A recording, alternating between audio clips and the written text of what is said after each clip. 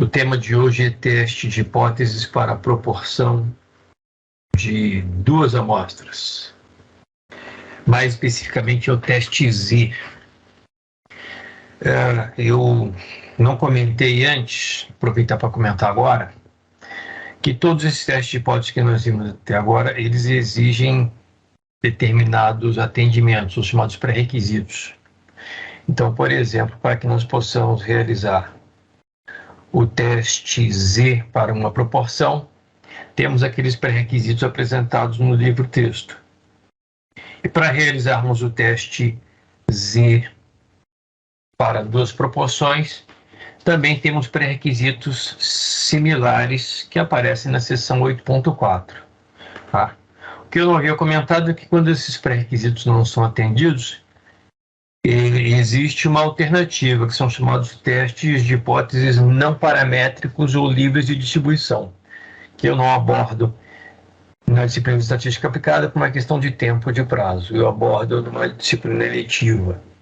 Tá? Então, quando os pré-requisitos dos testes de hipóteses não são atendidos, pode-se partir para um outro teste de hipóteses normalmente denominado de teste não paramétrico. Tá? Bom, deixa eu projetar aqui a minha tela. E vou exemplificar o teste para duas proporções, aproveitando o próprio exemplo número 2 do livro-texto.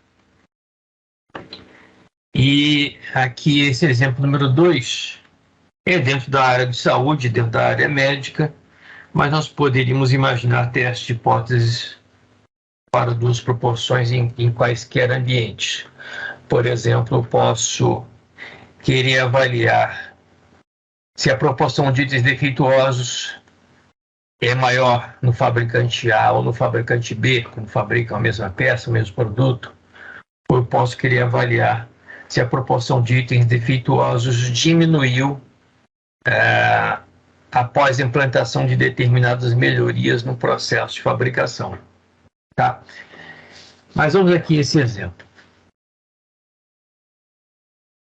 Bom, uma equipe de pesquisa médica conduziu um estudo para testar o efeito de um medicamento para a redução do colesterol.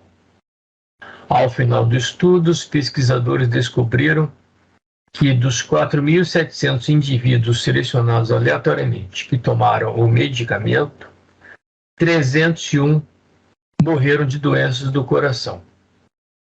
Decorrente do colesterol, né? Dos 4.300 indivíduos selecionados aleatoriamente que tomaram um placebo, 357 morreram de doenças do coração. Tá, então aparece uma tabela resumo aqui à esquerda, tabela 8.20. E vem a pergunta, com alfa de 0,01, então nesse caso não é um alfa de 0,05, você pode aceitar a afirmação de que a taxa de mortalidade por doenças do coração é menor para aqueles que tomaram a medicação do que para aqueles que tomaram o placebo? Então, essa ideia na área de produção de fármacos, produção de vacinas, produção de medicamentos, essa ideia de confrontar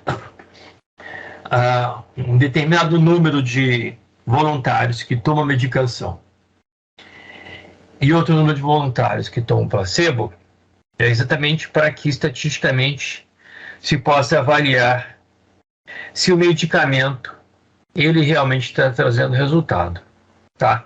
Então a ideia do placebo e do medicamento nesse tipo de experimento é, em primeiro lugar, o voluntário não vai saber se ele está tomando medicamento ou placebo.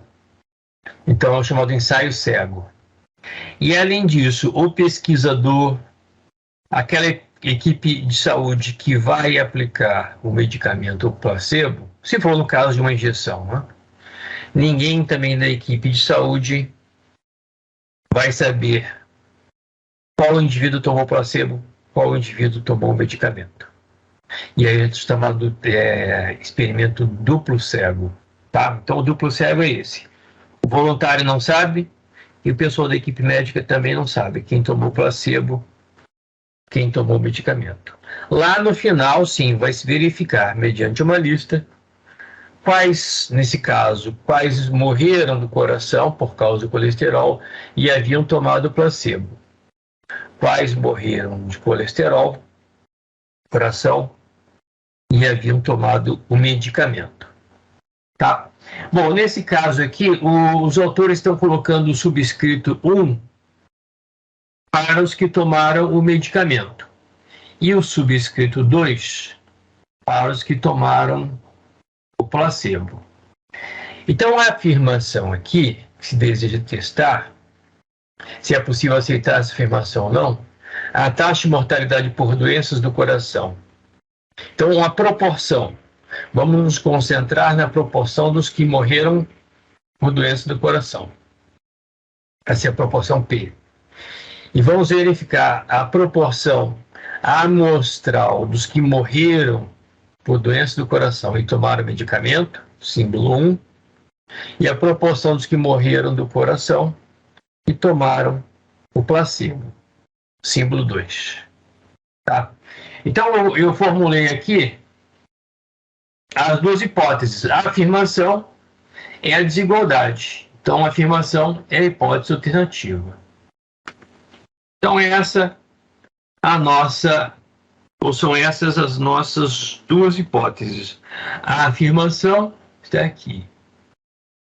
A proporção dos que morreram por doença do coração e tomaram medicamento seria menor do que a proporção daqueles que morreram por doença do coração e tomaram placebo. Então, a afirmação é a hipótese alternativa. A hipótese nula, então, é essa aqui. P1 menos P2 é maior ou igual a zero. Tá?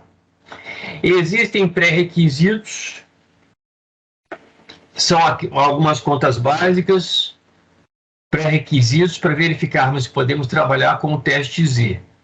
Então, vocês vão verificar esses pré-requisitos, que é a proporção das duas amostras, proporção da primeira amostra, P circunflexo 1, e a proporção da segunda amostra, P circunflexo 2, vão ser transformados num valor médio, que é a chamada proporção agrupada, proporção condensada. A proporção agrupada vai ser, então, transformar a proporção amostral 1 e a proporção amostral 2 no valor médio, que é representado na literatura por esse traço superior, proporção agrupada. Tá? Então, o pré-requisito, a proporção agrupada vezes o tamanho da primeira amostra é maior ou igual a 5, a proporção agrupada vezes o tamanho da segunda amostra é maior ou igual a 5, segundo pré-requisito. Terceiro pré-requisito, se eu tenho a proporção P, proporção agrupada P, eu posso calcular o complemento. Seria a proporção dos que não morreram do coração. Tá? A proporção Q, multiplicada pelo tamanho da primeira amostra, é maior ou igual a 5. E essa proporção Q, multiplicada pelo tamanho da segunda amostra, também é maior ou igual a 5.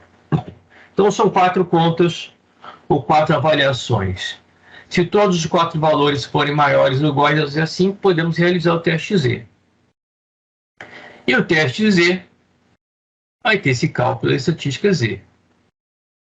Muito parecido com o cálculo da estatística Z para uma amostra. O erro padrão aqui é diferente. Muito parecido com o teste T para 2 amostras independentes. A diferença sempre está no cálculo do erro padrão, denominador. Tá? Então, no numerador, proporção amostral 1 menos proporção amostral 2. Eu quero saber se existe diferença significativa. Então, é este valor de 0 que está vindo para cá. E aí é só fazer as contas. Trata-se de um teste Z. O resto vocês já sabem sobre o teste Z. Tá? De acordo com os cálculos aqui do livro-texto, a estatística Z deu menos 3,46. Tá? É um teste unicaudal à esquerda. Veja um sinal da hipótese alternativa. Então, para que eu tenha chance de rejeitar a hipótese nula, ou seja, que eu tenha chance de dar apoio à afirmação, eu tenho que ter uma estatística Z negativa. Ou seja, a proporção amostral P circunflexo 1 tem que ser menor do que a proporção amostral P circunflexo 2, que é o que está ocorrendo aqui. Tá? P circunflexo 1, de acordo com a tabela à esquerda, é 0,0640. P circunflexo 2, proporção 0,0830. Então, 0,0640 menos 0,0830, comparado por diferença com o zero, o numerador, dividido pelo erro padrão, está dando menos 3,46. Então, eu posso fazer a avaliação pelo valor P. Localizo aqui na minha esboço da curva Z a estatística amostral Z aqui. E o valor P vai ser essa área esquerda. Ok? Se o valor P for menor do que o alfa, nesse caso 0,01, eu rejeito a hipótese nula. Tá? Então o resto vocês já sabem. É um teste Z. Tranquilo? Então é observar de novo a formulação das hipóteses, observar se os pré-requisitos estão sendo atendidos. Se qualquer um dos 4 pré-requisitos não for atendido, aquele valor maior ou igual a 5, aí não se recomenda o uso do teste Z. Parte para um teste que a gente não vai avaliar aqui, seja um teste classificado como não paramétrico ou livre de distribuição. Ok? Esse tipo de teste hipóteses, por exemplo, ele foi bastante utilizado nesse momento que a gente está passando, ou no momento pior, que foi quando a doença da Covid, né, estava trazendo muito mais mortes, ainda era uma grande novidade, e estavam sendo desenvolvidas potenciais vacinas. Então, toda a avaliação das vacinas, sob o ponto de vista estatístico, envolveu um teste como esse, um teste Z para a diferença entre duas proporções. Tá? Então, selecionavam-se um grupo grande de voluntários, mais ou menos a metade tomava a vacina e os demais tomavam placebo. Tá? Dias depois, se verificava dentro daqueles que adquiriram a doença da Covid, quantos haviam tomado a vacina e quantos haviam tomado o placebo. É um teste Z para duas proporções. Ok? E aí, estatisticamente, se verificou, foi publicado, etc., que havia diferença muito grande, diferença muito significativa, por exemplo, entre os que tomaram a Pfizer na época e adquiriram a doença, e os que tomaram placebo e adquiriram a doença. Então, foi uma forma de mostrar estatisticamente a eficácia das vacinas. Tá. Em contrapartida, há outros medicamentos que se imaginavam poderiam contribuir com a proteção perante a Covid, se mostraram ineficazes. Então, de novo, por exemplo, por causa da tal da hidroxicloroquina.